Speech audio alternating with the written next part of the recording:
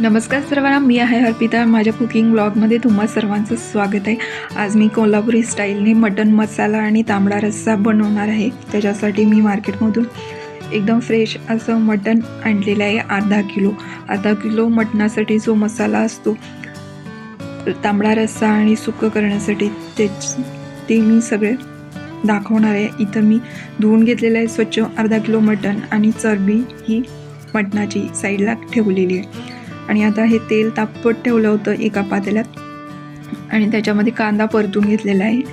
आणि त्याच्यामध्ये पहिला मी चरबी घातलेली आहे. मटण आपण नंतर घालायचं आहे. चरबी 1 मिनटं परतून घेतल्यामुळे त्याच्यानंतरच मटण हे ॲड केलेलं आहे. चरबी आधी टाकल्यामुळे रश्श्याला कट हा चांगला होतो, त्याच्यासाठी मी आधी घालून घेतलेली आहे. आणि आता हे मटण त्याच्यामध्ये मीठ चवीनुसार घालून हळद घातलेली आहे. आता या मिठाच्याच पाण्यामध्ये 5 मिनटं मी शिजवून घेणार आहे. मटण जे मिठाचं पाणी सुटतं त्याच्यामध्येच 5 मिनटं हे परतून घ्यायचं आहे. आणि त्याच्यानंतर मी 1-2 लिटर होईल एवढं पाणी ह्याच्यामध्ये गरम झालेलं ते ॲड केलेलं आहे. एकाच वेळी सर्व पाणी घालून घ्यायचं आहे, कारण नंतर परत घालत बसाल तर त्या रश्श्याची चव जाते, कमी होते. आणि आता हा मटण मसाला आणि तांबड्या रश्श्यासाठी जिरे 1 चमचा, 3-4 चमचे तीळ, 1 बदाम फूल, तेजपत्ता 1, लवंग, मिरी हे 4-4 पीस घेतलेले आहेत. आणि हा खडा मसाला चांगला परतून घ्यायचा आहे, चांगला फ्राय करून घ्यायचा आहे.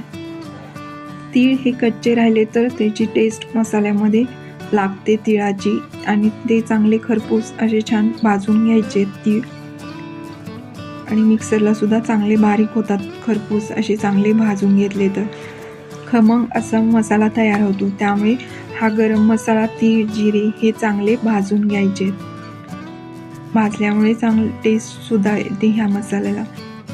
आणि त्याच्यानंतर ह्या मसाल्यासाठी मी सुकं खोबरं वापरणार आहे. सुकं खोबऱ्यामुळे चांगला रश्श्याला कट येतो, मटणाला म्हणा रश्श्याला म्हणा चांगला कट येतो. त्याच्यासाठी हे सुकं खोबरं ते सुद्धा चांगलं असं फ्राय करून घ्यायचं आहे.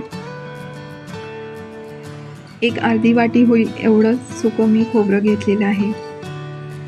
आणि हे सगळं थंड झाल्यानंतर मसालाही मिक्सरमध्ये मी घालून घेते. हे सुकं खोबरं सुद्धा त्यासोबतच घातलेलं आहे. अर्धी वाटी होईल एवढा लसूण सोललेला, आणि त्याच्यामध्ये आलं पण घातलेलं आहे, छोटा तुकडा 1 इंच, आणि कोथिंबीर. आणि आता हे मिक्सरला चांगलं मी बारीक करून घेतलेलं आहे. छान अशी फाईन पेस्ट झाल्यानंतरच आता हा मटण 1 तास लागतो शिजण्यासाठी. 1 तासामध्ये आपलं मटण हे चांगलं शिजतं. आणि आता ह्याच्यातलं मी मटण साईडला मी काढून ठेवणार आहे. आणि आपला स्टॉक आहे तो साईडला, म्हणजे तांबड्या रस्स्यासाठी मी हे ठेवलेलं आहे. आणि सुक्कं आहे ते त्याचं मी मसाला मटण परतून घेणार आहे. आता या पॅनमध्ये 3 ते 4 पळी होईल एवढं तांबड्या रश्श्यासाठी मी तेल घेतलेलं आहे. आणि कांदा परतून झाल्यानंतर त्याच्यामध्ये मसाला हा ॲड केलेला आहे. रस्सा आणि सुक्कं धुवण्यासाठी एकच हा मसाला केलेला आहे, सेपरेट करावं लागत नाही. दोन्हींसाठी एकच मसाला करायचा आहे. आणि इथं मी मटण मसाला घातलेला आहे 1-2 चमचे, आणि हे 4 चमचे होईल एवढं रश्श्याला. 3 ते 4 चमचे लाल तिखट, जी घरगुती मिसळलेली कांदा लसूण चटणी आहे तीच वापरलेली आहे मी. आपल्याला कोल्हापुरी कांदा लसूण चटणी जी मार्केटमध्ये अवेलेबल असते ती तुम्ही आणू शकता. आपण जर लाल तिखट घातलं, बुकी चटणी जी मिरची पूड असते, त्यानं इतकं टेस्ट येत नाही. त्याच्यासाठी ही कांदा लसूण चटणीच वापरावी लागते मटणला. आणि आता हे जे स्टॉक काढलं होतं मटणाचं त्याच्यामध्ये हा मसाला मी घालून घेतलेला आहे. लक्षात ठेवायचं, मटण शिजण्यासाठी 1 तास लागतो, आणि फुल गॅसवरती आपल्याला मटण हे शिजवावं लागतं. आणि आता हे पॅनमध्ये मी 3 पळी होईल एवढं तेल घेतलेलं आहे मटण मसाला करण्यासाठी. आणि ह्याच्यामध्ये कांदा 1 बारीक चिरलेला घातलेला आहे. आणि हा चांगला परतून घेतल्यानंतर एक ब्राउनिश कलर येईपर्यंत परतून घ्यायचा आहे चांगला.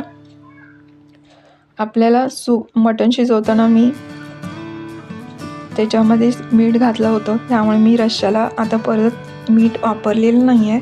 आता हे सुक्याला थोडं थोडंसं चवीनुसार मीठ घालायचं आहे. रश्श्याला मी वापरलेलं नाही आहे. आणि आता हा मसालासुद्धा जो रश्श्यासाठी केलेला तोच मी इथे वापरलेला आहे. आणि आता ह्याच्यात चवीनुसार मीठ घालून घेतलेलं आहे. 2 ते 3 चमचे एवढी लाल तिखट घातलेलं आहे, मिसळलेली चटणी, कांदा लसूण. आणि याच्यामध्ये मटण मसाला, तुम्ही मटण मसाला नाही घेतला तरी चालेल, आपण इतके मसाले वगैरे वापरलेले आहेत, त्यामुळे आधीच मी ऑलरेडी गरम मसाला वगैरे घातलेलेच खडे मसाल्यामध्ये, त्यामुळे नाही घातलं तरी चालेल. आणि आता असा मसाला चांगला फ्राय झालेला आहे. आणि याच्यामध्ये जे मटण शिजवलं होतं ते चांगलं परतून घेते. 5 ते 6 लोकांच्यासाठी ही रेसिपी आहे. अर्धा किलो मटण आणि त्याचं रस्सा, तांबडा रस्सा.